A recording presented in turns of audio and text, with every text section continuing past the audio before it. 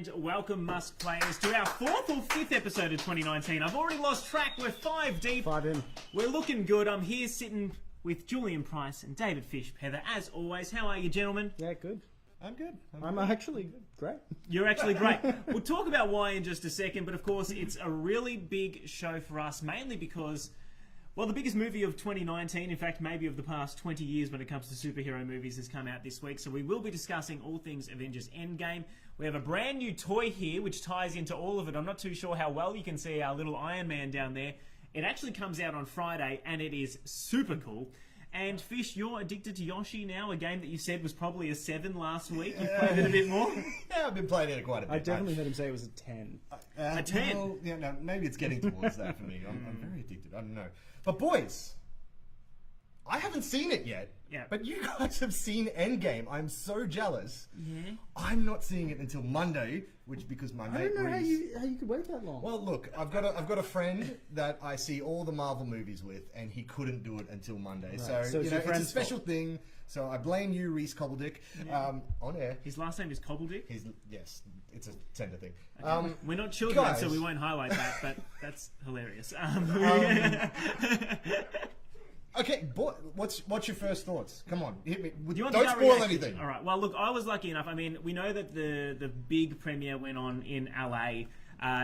2 days ago? Oh no, yesterday. It was yesterday our time here in Australia, and it looked incredible. They had everyone there, as you would expect, all the main superheroes, and everyone walking out of that cinema was gushing. The reaction on Twitter was 100% positive walking out of that initial screening, as you would expect. There's always a little bit of a bias when people get caught up in that.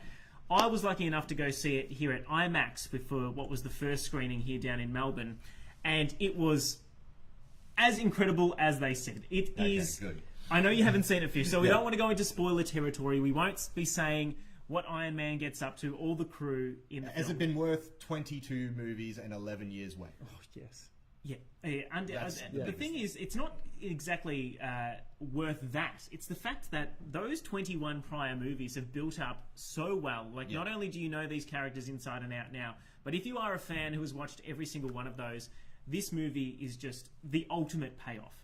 It's perfect. There are a little bit of not moments which are too fan servicey, where it just feels like it's almost too good to be true, and it does get a bit almost cheesy toward the end, I would say, at points, but because the movie is so well made, those moments played off so well for me that I didn't care. Yeah, Like, definitely not too much cheese. No, absolutely not. And you know, it's surprisingly funny. I mean, I thought, you know, we've seen how funny Marvel can be in Thor and previously, but in this one particularly, it's hilarious. Jules, I mean, did you have the same I feeling? think I'm definitely bringing the Ant-Man. Yeah. Yes, I'm so all of excited to that. see what they do with that. Yeah, definitely. I was going to say, because you had a different experience. I went and watched it with with my Marvel buddy, my brother in IMAX, and you went by yourself to watch the 8 a.m. Yeah, showing let's just before work tell this everyone. morning. 8 o'clock this morning. What was the cinema like? Were It there was people there? completely packed. It was packed. Okay, It wasn't it wasn't an empty seat. Yeah, right.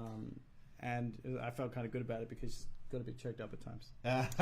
It is an emotional film. I won't lie. I mean, Yeah. if you love these characters, like both Jules and I do, there are moments where you're really sitting back and just there's so many nice little character moments between them as well. It's not just the sheer amount of character arcs which have been developing over those 21 movies. To see so many of them become complete or come to fruition or develop into that next step in this film is quite extraordinary. I don't know how Kevin Feige, the mastermind producer behind the scenes, has constructed this incredible... it's unprecedented in cinema history what he's really put together, 22 films, and I certainly don't know how the Russo brothers as the directors have executed it just so bloody well. I think their experience on Arrested Development has done wonders for them. Completely different vibes. Completely different, yeah. I mean, there's a dysfunctional family, and I suppose they're a dysfunctional family. They've just got superpowers. Yeah, that's it. Well, some of our viewers have asked, what Yes. are the movies that you must watch going into Endgame? So obviously Infinity War, because that's part 1. Watch that before you see it. Yeah. Regardless, or otherwise it won't make sense. Would you go with then, like, is there, you know, because there are people out there that aren't like us and have seen all 22 of I'd them. definitely watch Civil War. Oh, yep. For the payout, it's not necessary. I would say if you had to watch, if you were listing what was necessary, absolutely necessary, I'd say Infinity War.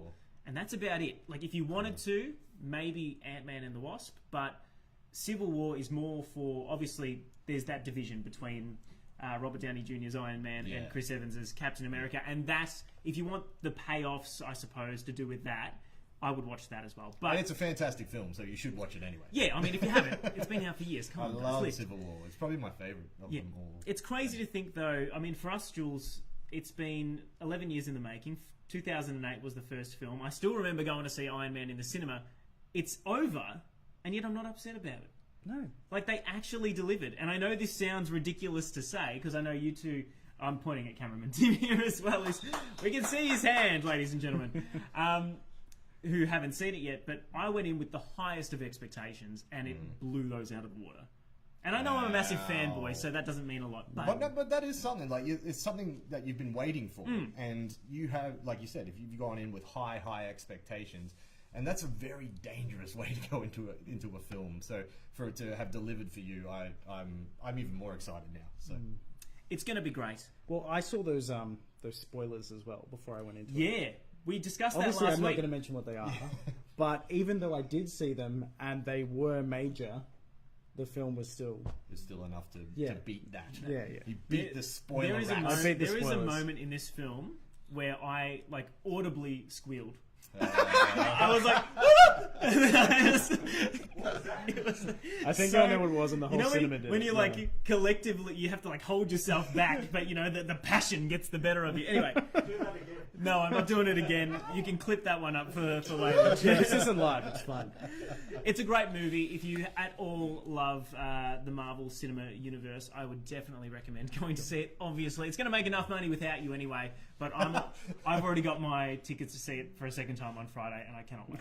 Excellent. And just quickly on the what you should watch before you see the film, Zachary's just linked us to a good YouTube video that has it all there, which I'll pin it in the comments. Well, that's it. Maybe instead of watching the entire 21 films and however many hours that must be, you can probably get a 15-minute recap on YouTube that does you a justice. Screen Rant video, Avengers, watch this before you see Endgame. While we're talking about Facebook comments, by the way, leave yours at Must Play at Facebook. I think it's Must Play AU. Yep. Priscilla, my lovely fiance, has said she's looking forward to the unboxing of our fancy gadget. Guess what? It's already on the desk. Guess what it is? I already pointed to it. Zachary McCallum is only here for David's beard, which is fair enough. And Matt Cockrells just says, "Get over here," which is obviously in reference to the beautiful Scorpion from Mortal Kombat 11 that you've brought in here. Dave, that is exquisite, by the way. How long have you had this sitting atop your wardrobe? Yeah, it's been a couple of years. It was one of those things, if anyone out there remembers Game Traders, the old video game shop, there was one in the window back in Brisbane, and I walked past it many, many times, and I just couldn't leave with it. Couldn't not leave with it, I should say. So now it sits upon my bookcase at home and watches me watch TV all day. Now, I shouldn't be surprised, given that you bring in your Ninja Turtles every week, but I'm assuming you spent an inordinate amount of money on this. Yeah. We don't talk about We won't talk about the dollar value, but my point is, the reason it's here is because Mortal Kombat 11 comes out this week. Are you picking it up? I am going to play it eventually. I don't know if I'll pick it up this week. I'm still playing Yoshi, so I'm going to keep going on that. Very different games. I know. I just can't jump between right now. It's a different space, but I'm excited for it. I don't think you guys are very much into the fighting game sort of thing. Are you? Back in the day, I played Tekken and that sort of thing. Yeah. Dragon Ball Z fighting games I always got into, but I never really got into Mortal Kombat. It's too violent. Mortal Kombat. When I was a kid, it was the taboo game that you had to play. Yeah, it was the one that you waited for your parents to leave and then snuck the disc out from a drawer somewhere. Good times. Jeff, don't scoff at me, all right? I'm young, okay? My parents were very strict. Before we get off, I got a little sidetracked there, but we did want to focus on one cool little gadget that we were talking about earlier, and it does link into the whole Avengers thing, and it's sitting right in front of us here. Guess which of the two Iron Man we're talking about, I would say, but it's this little animatronic Tony Stark in his Iron Man Mark 50 outfit. I think we got the box here somewhere. Jules, you had this sent through to us. Yeah, so this is by UBTECH. UBTECH. It's the MK50 Iron Man robot. You can control it with your smartphone or tablet. This is the box it came in, by the way. We already unboxed it. We were a bit impatient. We wanted to make I'm sure glad it I worked did, because if I did it on the Play show, it did update when I... Yeah, that would have been awkward. I did have to update it. But you can control it with your device, which I'll demonstrate, I guess. Yeah, go for it. Go for a little bit of a walk. Alrighty. While you're walking him around, I'll explain what the features on the box are. Mind you, it is coming out on Friday, and they're not cheap. No, it'll set you back about $400. Which is about $150 more than what the little R2-D2 and BB-8s were when they came out for the Star Wars movies late last year. But this is considerably cooler. I'll give you bigger too, yeah. Physically speaking, it's got wake sensors, retractable faceplates, animated LCD screens. The arc reactor lights up. There's dual microphones as well as LEDs in there. But really, beyond that, it's how it interacts with your phone. It actually can recognize your face. So if you're not the owner, like if you're not Jules, I'm not able to actually use it. It'll have a look for me, which is pretty cool. And if you hook it up to something like a tablet, you can actually use it, and it, I suppose, hones in on it like AR. Well, there's a game that you can play where you can control this Iron Man and you shoot down augmented reality, enemies. Yeah. In a. It's so cool, and it's got different bits and pieces in there as well to make sure that you have as much fun for your $400 as you possibly And can. I haven't said it yet. But That sounded vaguely sexual, but we'll just skip over that. on the face, you can put your own face into it as well. So you can be Iron Man if you wanted to, and it's got a lot of security features as well. So if someone else tried to use it without your permission, it'll let them know that they shouldn't be looking at it. We only got our hands on this today, so we might have to do a bit of a video showing the features of it a little bit more in depth later on. But Tony Stark will be joining us for the rest of the episode. If you're interested, I'm assuming you can go to UBTECH's website, Jules? Yep, UBTECH. Just Google UBTECH MK50, and you can read all about this little guy. But Right. yeah, we'll definitely put up. I'm a really video keen on to it. play that augmented game. Oh, Like, yeah. that looks That's fun. what we're That doing looks after really this. fun. Like once we're done, we're getting on that. Now, as much as I'd love to listen to Iron Man request maximum thrust for the rest of the podcast, which he just did, is there any way we can turn him off for now? Just No, he's going to request maximum thrust one more time. That replace flip side. yeah, we'll find a way to integrate him into our outro for sure. We're gonna have fun with this all day, but we have to move on. And Will Smith is obviously he's seemingly in everything at the moment. Fish, you're our movie buff. We know he's going to be the genie. Bad Boys is coming back. Yeah. And he's now released, or we've got a trailer for his new movie called GEMINI Man. Gemini Man. Yep. Does the name mean anything to you as a movie? Like, No. I feel like it might be based off some sort of like book or something. I do know that name, but basically he is an assassin of sorts, and then he's cloned because he's the best assassin around. and his assassin is going to hunt him. God, Hey. who would have guessed? So- We think that's My the premise God, anyway. I don't know. The movie looks pretty cool, but what we want to talk about is the de-aging stuff that is happening in film. Because basically, there's a 25-year younger Will Smith in this movie going up against himself. We should quickly mention that he posted this. It started with a selfie preamble on his own YouTube page, but then it gets into the trailer proper. Yeah. And, I mean, we've seen de-aging tech work really well in Star Wars Rogue One. It did wonders for Nick Fury in Captain Marvel, and also in Avengers Endgame. It's used really, really well. But this, to me, looks a little bit quirky. Yeah, look, I think it looks pretty cool. I have a thing with de-aging, though. Like, it is... The technology is there. It's like Tarkin in Rogue One, when he came out, I was like, hold on, Peter Cushing, he's dead. What the hell? I was just like so that was fantastic, but there's always a little something there that they're not quite lifelike yet, because it is just a CG creation, and I get it, there's usually a little bit of floating and whatnot, but I think the best we've seen so far was Nick Fury in Captain Marvel. And in this trailer here for Gemini Man, you can see certain angles he does look fantastic, but Front on, it looks yeah. exactly like Will Smith, Yeah. but from the side, when I was watching it earlier, it just looked a little odd. It's a little weird, but it's one of those things. I wonder if you didn't know who Will Smith was and how old he was, if you looked at that, would you question it? I don't think you would. I don't think you would. No, absolutely not. Probably not. No. Look, the technology is simply astounding. I think because we know, and it's so obvious that there's an older one coming up against a younger version of himself, you almost wonder why they didn't just get his son to play it, but apparently he's not acting He anymore. doesn't act anymore. Yeah.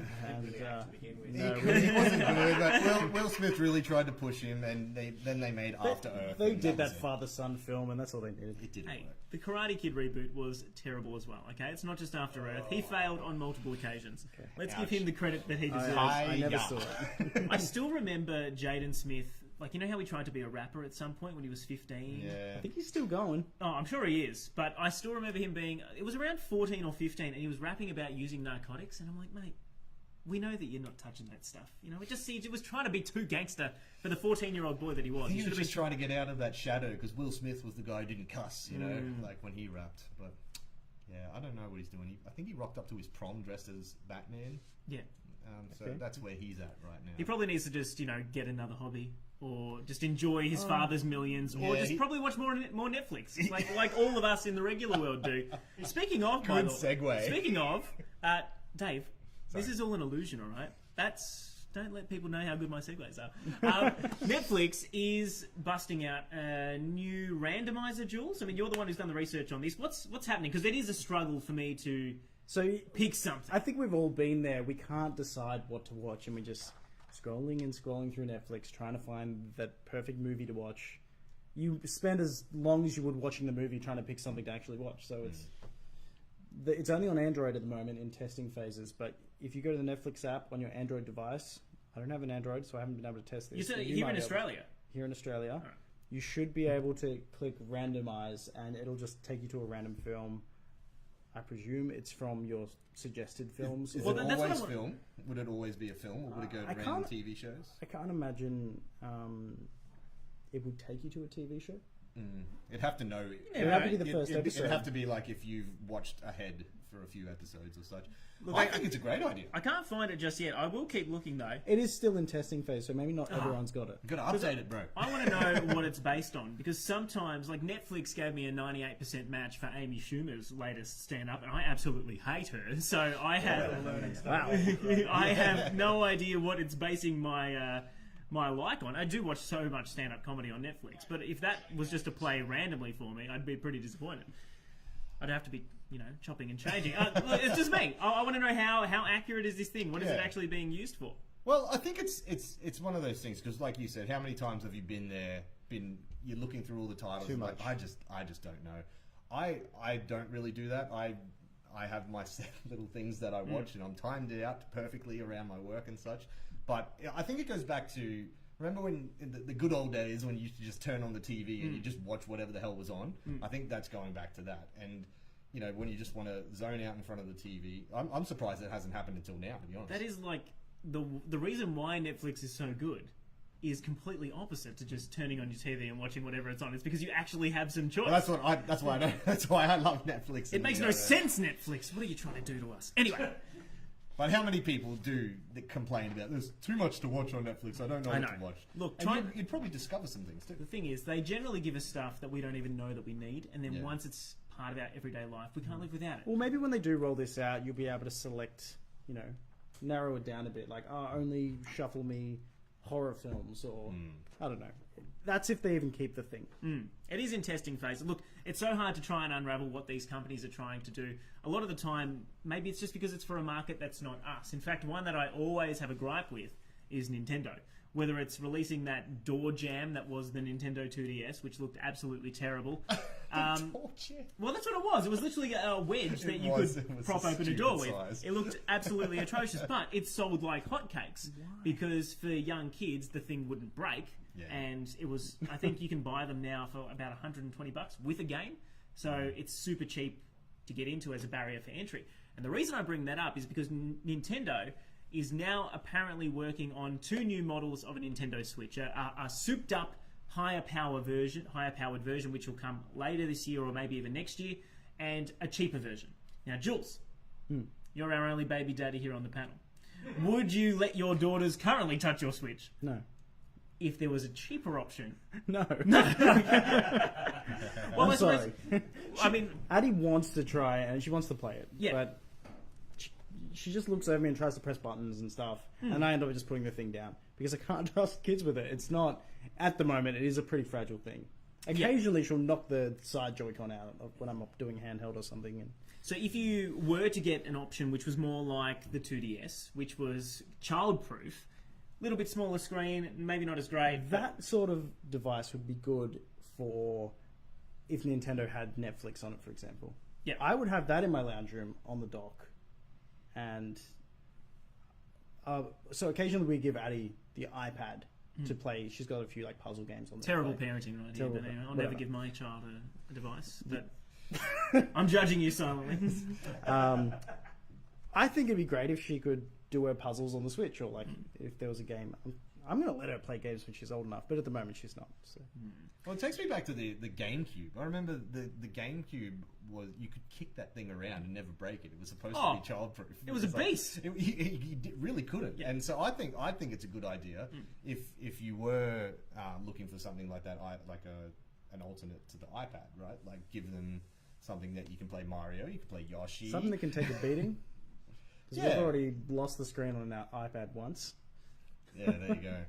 So, do we know how much this thing is going to be? No, we don't know much at this point in time. I'm assuming it'll be able to play all the same games. They might be slightly downgraded in terms of specs if it is a weaker machine. Well, if the But I current highly one's doubt that's just gonna be under the case. $400, you'd hope that this would be half of that. Yeah. We'll see what Nintendo has up their sleeve. Apparently that's going to be coming out sort of mid this year, or even sort that of early.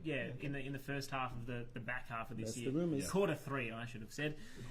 Before we see a more powerful Nintendo Switch, which I could talk about for an eternity, because I would much rather have that. And Tim is shaking his head. Please don't talk about that, Mark, so I will not. Now, in terms of video games, we were granted a review copy for World War Z last week. We only got it on the day that we were recording our podcast, so we haven't had a chance to talk about it too much. But we've finally had a decent look at it, or started. Yeah, we've been playing it a bit this week. We're yet to jump in a match together, but I'm hoping we can do it tonight. Yeah. So it is pretty much Left 4 Dead, but I reckon it's better. I really enjoy it. Actually, I had a good session on it on Good Friday, and I thought, I'll get down and play, an hour or so. I was on it for a good 3-4 hours. Yeah, and I've done too many missions. It's quite addictive, and it's the horde of zombies when that comes to you. It's quite awe-inspiring and terrifying at the same time. So just having a look at the footage now, like it is great. I know it's not the most impressive game graphically. It's like very simple. Yeah, but I mean, it certainly gives you that feeling of being so overwhelmed in the moment that it would be great. And seemingly, a lot of people agree with you because it's already sold over 1 million copies in its first week. So it's doing all right for a relatively really well small for a game. game. And it's sort of, like, for me, I felt like it sort of came out under the radar. I remember seeing at EB Games the coming soon section. I was like, wow, there's a World War Z game? Yeah. Like, the movie came out like 6 years ago. What is this? So, yeah, I've been really impressed with it. I found it was really fun to play with friends as well. Like, it's a really good co-op sort of thing because you can play like a multiplayer match where you're fighting each other, but there's zombies around, or you can play like episodes where you're a bunch of survivors trying to get out of New York or Tokyo. I think you played the Tokyo level. Yeah, the Tokyo one's cool. And yeah, you can team up with all your mates and you can go through it. And the simplicity of it is there's just 1,000 zombies coming and you just got to mow them down. I'm going to put my review up on the website this week. Mustplay.net.au. Mustplay.net.au. But a few things that I want to point out for this game. It's not your typical shoot a zombie in the head and they go down. It's you shoot them in the foot and they'll go down. Yeah. Which it kind of works a bit better. Mate, you're trying to make the zombies sound weak. How would you go if I shot you in the foot? You'd go down If you too. had to shoot all these zombies in the head, that this game would be absolutely impossible. Like, remember there are Resident Evil so 2? many. The Resident Evil 2, it was impossible to put those suckers down. So it's kind of... It makes up for it in their numbers, though, right? And the other thing I think lets the game down a bit is I'm playing it on the first gen PS4, and if you shoot a massive horde of zombies, the bodies disappear in seconds. Okay. So you just kill this massive horde, and then True, you yeah. don't have any there's no no reward. pile of bodies. It's not a reward, but it's It's a there's reward. nothing to show. Julian wants to see Where's his pile the of bodies? bodies. The If he genocide. hasn't, like the Scrooge McDuck. Well, you're saying bodies. playing If on you, the if you first- can't bathe in your bodies, you're not happy. Swimming around in there. Does Stunning like imagery. the 4K PS4? I can do that imagine differently? it'd run it a bit better. Yeah. But There is a lot of bodies. You'd be wading through that stuff. That's what Jules wants. I want to be wading through the bodies. That's what you'll be playing this week. Fish will probably pick up Mortal Kombat 11 at some stage, maybe not this week, but we'll talk to you about that next week if you get your hands on it. Yep. I personally am going to be picking up a copy of SteamWorld Quest. I think it's called The Hand of Giglamech or something along those lines. I've been a huge fan of Image and Forms games for a long time. SteamWorld Dig 1 and 2 were some of my favourites, and I really enjoyed SteamWorld Heist as well. I think that comes out on Friday, and it's about $40 on the Nintendo eShop. It's like a... What am I trying to... Like a role-playing game where you use cards as your moves. So I don't know if I'm really going to like it. That doesn't sound like my cup of tea, but I put a bit of trust in them. And I know, Dave, we've come to the end of the episode, and you've been holding back talking about Yoshi, all right? You wanted... I know how keen you were to let your love for the green fluff ball come out, and it's been a struggle for you. Well, he's made out of yarn, He's fluff in effectively. this one. He's fluff. It's a crafted world. Yeah, I know he's a dinosaur, but he's not a dinosaur. He is. He's a fluff dinosaur. He's a fluff dinosaur. It's like a crafted world. It's called Yoshi's Crafted World, and it's all these really cool textures, and it's like a child has put together a world, and he's running through it and stuff. So I bought it for my pregnant girlfriend, thinking that this will be a good thing for us to do together because you can play co-op, and she hasn't touched it. I've played about Because you won't 20 let her. You're hours. obsessed. And She's like, "Oh, Dave, is it my turn?" it's just a super easy game that you can get in, but you play all the levels over and over. So there's little things in the background, like a sheep or something. You got to pick up your little egg that he poops out and then throw that at him. And you got to collect all these things. So there's a lot of replayability. It would be great for kids. I'm a 30-year-old man, but I'm standing here playing Yoshi. No, I love it. But I also have been watching some stuff. Chris Lilly has a new show on Netflix, and I'm hearing grunting from Tim, and you were very, very negative about it before, but I absolutely love it. I think it is fantastic. Oh my God. Is anybody here a Chris Lilly fan? So I liked the Summer Heights High. I thought that was... Summer Heights and High We Can Be was... Heroes. We Can Be Heroes was great when it came out, but Everything following? Yeah. Angry Boys, the GEMINI stuff, I really disliked. Why? He's so funny. No. No, he's not. Minority, here. Had I Minority. known you felt this way, we wouldn't have invited you onto the podcast.